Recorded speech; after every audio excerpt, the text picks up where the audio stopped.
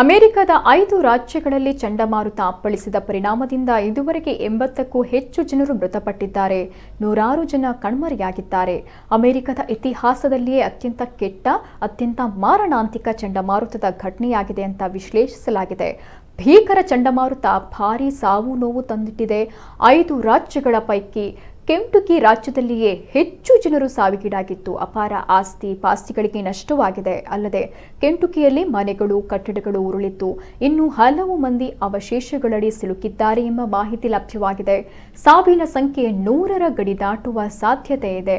ಮೇಫೀಲ್ಡ್ನಲ್ಲಿ ಚಂಡಮಾರುತದಿಂದ candle factory ಕುಸಿದು 18 ಮಂದಿ ದುರ್ಮರಣಕ್ಕೀಡಾದರೆ, ಇಲಿನಾಯ್ಸ್ ರಾಜ್ಯದಲ್ಲಿ ಅಮೆಜಾನ್ ಕಂಪನಿಯ ಗೋದಾಮು ಕುಸಿದಿದ್ದು ಸುಮಾರು 100 ಕಾರ್ಮಿಕರು ಅವಶೇಷಗಳಡಿ ಸಿಲುಕಿದ್ದಾರೆ. ಇದಲ್ಲದೆ ಅರ್ಕನ್ಸಾಸ್ನಲ್ಲಿ ನರ್ಸಿಂಗ್ ಹೋಮ್ ಕಟ್ಟಡ ಕುಸಿದು ಬಿದ್ದಿದ್ದು 2 ಮೃತಪಟ್ಟಿದ್ದಾರೆ.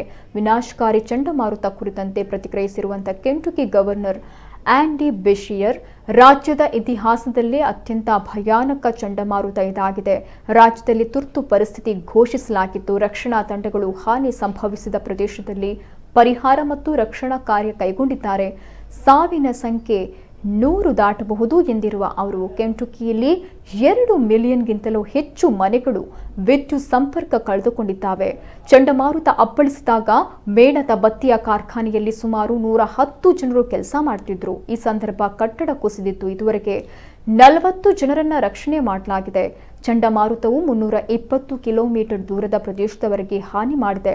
ಇದಕ್ಕೂ ಹಿಂದೆ 1925ರಲ್ಲಿ ಮಿಸೌರಿಯಾದಲ್ಲಿ 252 ಕಿಲೋಮೀಟರ್ಗಳ ದೂರದ ಪ್ರದೇಶದವರೆಗೆ ಹಾನಿ ಮಾಡಿತ್ತು.